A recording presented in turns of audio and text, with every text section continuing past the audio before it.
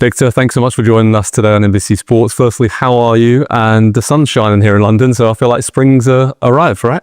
Yeah, I feel good. So yeah, when the sun is out after a good win yesterday is very good. Can you sort of describe your journey to get here to Arsenal? Because you've been in so many different countries, levels of the game. I mean, how has that developed you as not only a player, but as a person as well? Yeah, I think it's helped me a lot during my career. I've been, like you say, different countries, different stages, and had different roles in different teams. So yeah, I think it's been developed me a lot during the years to have that experience and to have different challenges. And who are some of the sort of most important people when you look back at that journey, be it family, friends, coaches? Are there a few people that really stand out and a few moments that on your journey have been vital to get to this point? Yeah, of course, my family, that's always been there. It's been very important. And then, I had a lot of coaches during my career that's been very helpful. So yeah, I can say a few of them, but it's a lot of them that's helped me during my career. And obviously during your career, you've already won titles and trophies at Sporting Lisbon. This season, how exciting is it for you to be going full right now with Arsenal? I mean, is it almost excitement rather than fearing anything because you've already had that experience of winning trophies and you can enjoy this given all the experiences you've had in your career so far?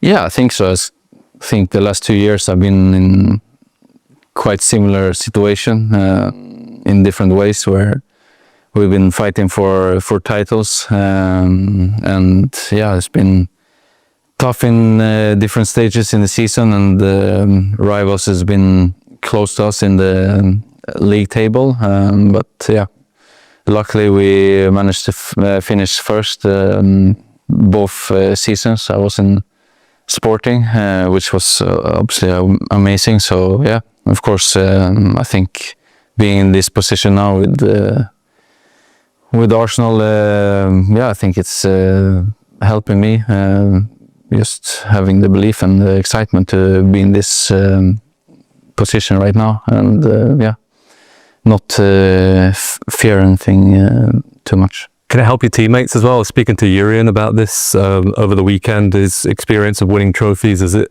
maybe just saying a few things here and there from experiences you had in these kind of trophy races?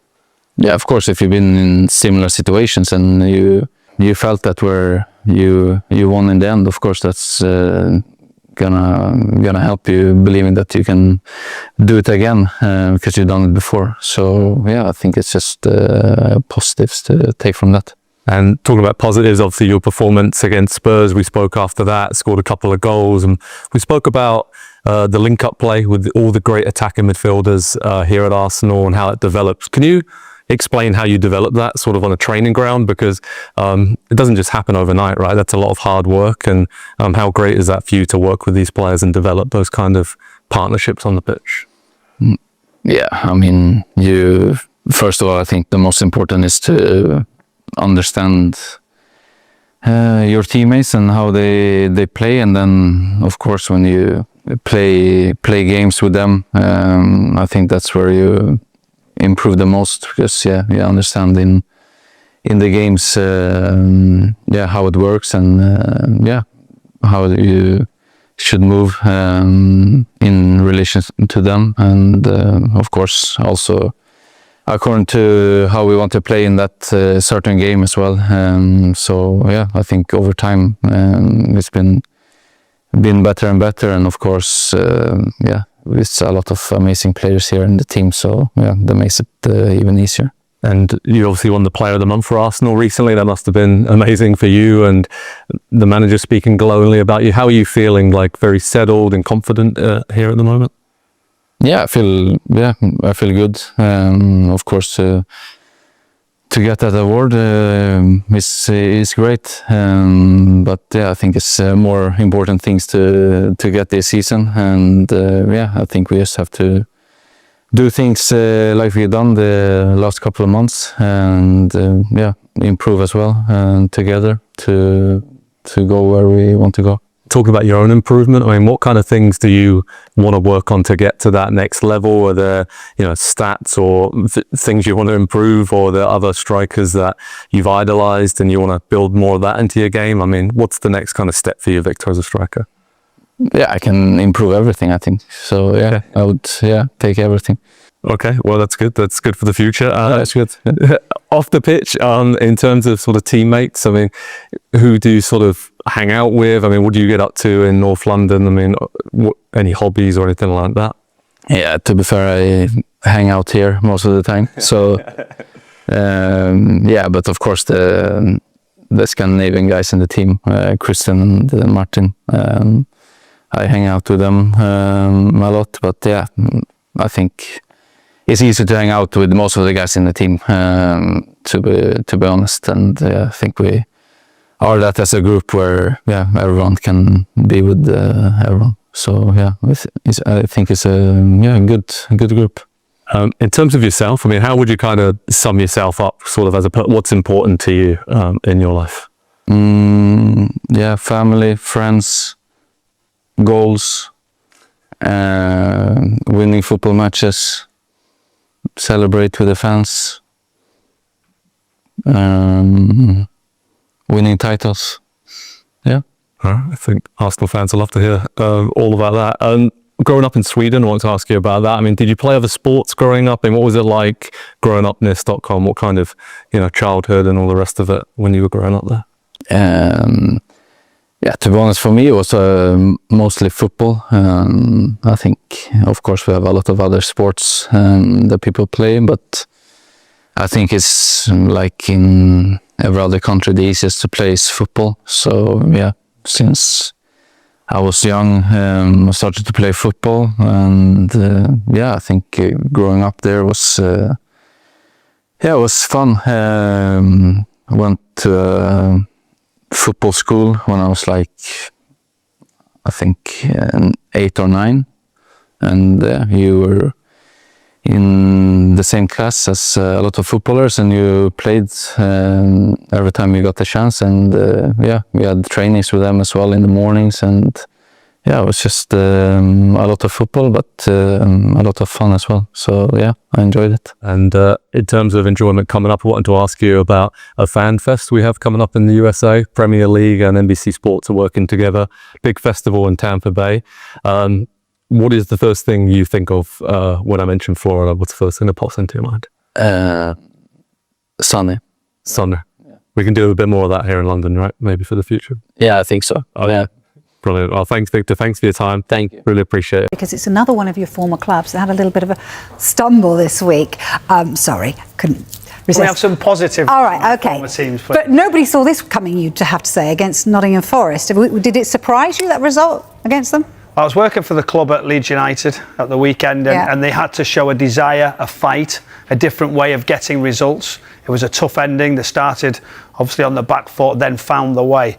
So away from home is where you felt if City were going to go on and win the title, they're going to have to show improvement, a more consistent sort of level of performance and more control, because teams now feel like they can come at them, they can have a go. But obviously at home, I felt they'll be safe, they'll be right in the right position. So this is a real shock. But against the Forest side, who are obviously fighting for their lives, they've got good quality in players, a manager bounce also. This is a big shock. You can talk about decisions, you can talk about things not going for you, but when you're going for the title, you're playing against a team towards the bottom, decisions really shouldn't be a worry. Yes, it certainly is a big factor for it in games, but you had to do enough to actually see the game out. It feels like the pressure isn't really on City, though, this season, because it feels like nobody's really expecting them to do it. Do you think that's the case? What do you think about their ability to chase down Arsenal? Do you think they can? Well, I think if you ask that man who've just listened to the interview and you say there's no pressure on Manchester City, he gives pressure, he's born about pressure, he delivers winning pressure, sides throughout many seasons. You can be right at the top with a 20-point gap. There is still pressure playing for Pep Guardiola and this Manchester City Football Club now that's developed into serial winners, and that's just a given. He drives the players every day, whether it be Erling Haaland, whether it be Phil Foden, Kevin De Bruyne. He's not afraid to make decisions to drop players, whether you're right at the top or whether you're fighting. So they'll have been quietly in that sort of group of players saying, just keep the pressure on, keep ticking over.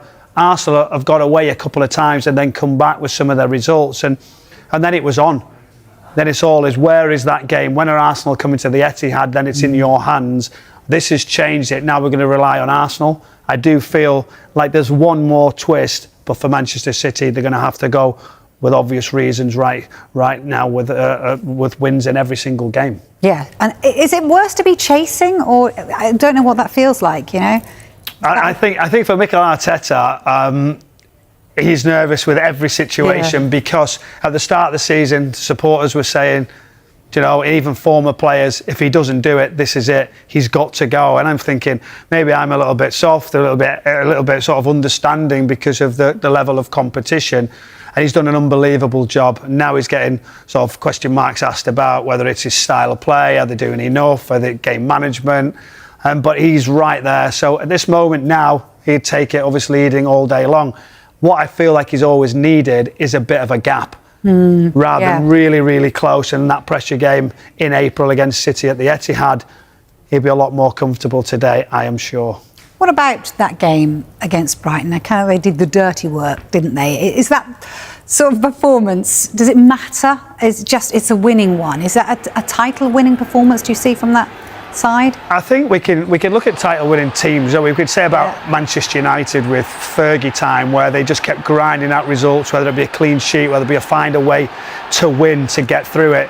You go in that dressing room afterwards and ask him whether was it a performance that wasn't really us. We needed to do better. Of course they had to do better. Of course they had to have more control and create more.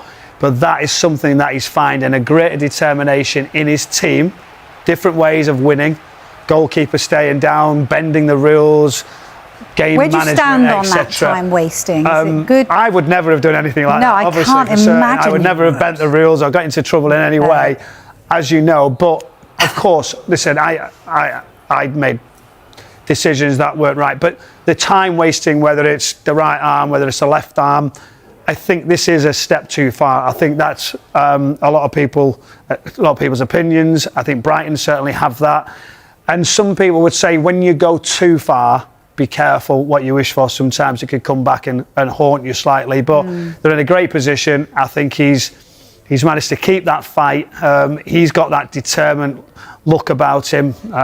Whether he goes a little bit too far at times, whether it be in the technical area with officials, he just wants to get this over the line, and then it will change him. He'll be a better person for it. He'll always have that fire, Mikel Arteta, and I think I really think he's done an unbelievable job to turn Arsenal. They've spent a lot of money for certain, but a lot of supporters are still critical. We all want to win. We all have to deliver at some point. That's why we're in the business, and maybe it's his year. But that guy next to him, I think, as we know, finds different solutions, changed his system again. So having the two strikers, split strikers in different ways, even moving Erling Haaland out of a number 9 into a split with two, just occupying that back line of defensive units to create more in the middle. Again, we're seeing something different from Pep Guardiola, and if he was to deliver the title or a Champions League win, we've seen something special again from him, from a team as well that haven't necessarily got the full resources that they had before to win titles. They're weaker in certain positions. Great recruitment in the window we've seen with Antoine Semenyo and Mark Guéhi. But yeah, it's all for Arsenal to lose now. Is that what we witnessed throughout his career? Just absolute genius from Pep Guardiola, because we listen to managers, especially today. A lot of the press conferences coming through, and managers saying that they're not playing the way that I want them to play. But he just finds a way to win games, doesn't he? He changes things up all the time. Well, he does, and do you know when he first come to this country, you would say we total football. And then we'll say it was amazing, and then it changes the goalkeeper, and we have to build, we have to do that, we have to find a formula to go. Then we're seeing midfielders going playing full-back. Then we're seeing sort of bounce passes and drawing people in. Then we'll say City later on in games holding it in the corner for long periods, going direct. You can't play short for the last 20 minutes. We've seen different midfielders coming off the line. We've seen City winning a league without a natural number 9, with a false 9. He's done everything. He's delivered. He's found a way to sort of divert away from some of his beliefs to find a formula, and he's doing that again now. And when you say about different managers, different coaches, the person who's ahead of him at this moment in time learned everything from Pep Guardiola. And by the way, Mikel was there from morning till noon, right till the end of the day, the last one to leave in that training ground at CFA, learning, realising how to be a better coach. Even the players will tell you from Manchester City how hard he's worked to get into this position before he's even gone into his Arsenal tenure. So someone for me looking and saying what he's gone and done and watched and waited, he deserves this opportunity, do you know, because he's learned from the best in Pep Guardiola. So many coaches now are following, and it's going to be a sad day. It's coming soon, isn't it, where Pep Guardiola is going to leave us, and then what will we talk about of the great Pep Guardiola of his different styles, and Mikel Arteta could maybe find it a little bit easier, but he's not finished yet. I think that's the point. Yeah, I would agree with that. And just with Arsenal in particular, how tough is it for them at the moment, because they are fighting on all four fronts? I mean, obviously they've got to meet them, haven't they, in that Carabao Cup final, which could actually... We're waiting for the Champions League as well, but that's gone away. Yeah. But the Cup final's coming as well, and they're going to be great encounters because they know each other so well, and both managers or coaches are being able to adapt and change.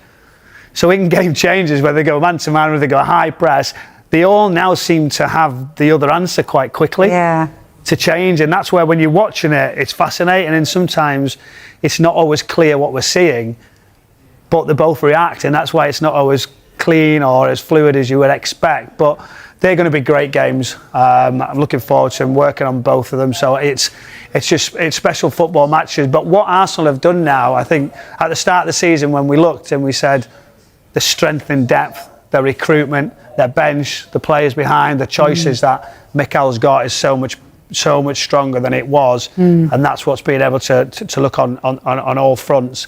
And I feel like they've had that experience. Last season I fancied them in the Champions League to go on and win it, and they're in a great position. They win the Premier League, don't they? Do they? I'm just asking. I can't argue with you. There's only two there. That's just gone away. It's gone tight. I think it was all the way, wasn't it? And I wanted that. I wanted to see that game at the Etihad where it was in the balance, where everything was riding on it, and it still could come back. But I think because of the they got their game in quite quick. You look with Arsenal, but City's game against Palace now might not be rearranged for later. Yes, we might see the twist of that coming to light. We need to get to that. Pep Guardiola's got to win every single game. He's got to beat Arsenal. And then Mikel Arteta, they're just scraping through, aren't they? They're just getting the results. So who did you say was going to win again? Yeah, I was saying it's really in the balance still, and I'm still waiting. But yeah, I'm hoping Manchester City find the answer. But you know what? And former Spurs player, not necessarily he was saying, it's rivals in Spurs for Arsenal to go and do it, but not necessarily, for Mikel Arteta, for what I've watched the journey and watch him fight and watch what he's done. I think he's been a revelation. I think he's done a fantastic job, changed ways, whether it be the total football, following Pep, now being hard to beat in a different way. So he would deserve it.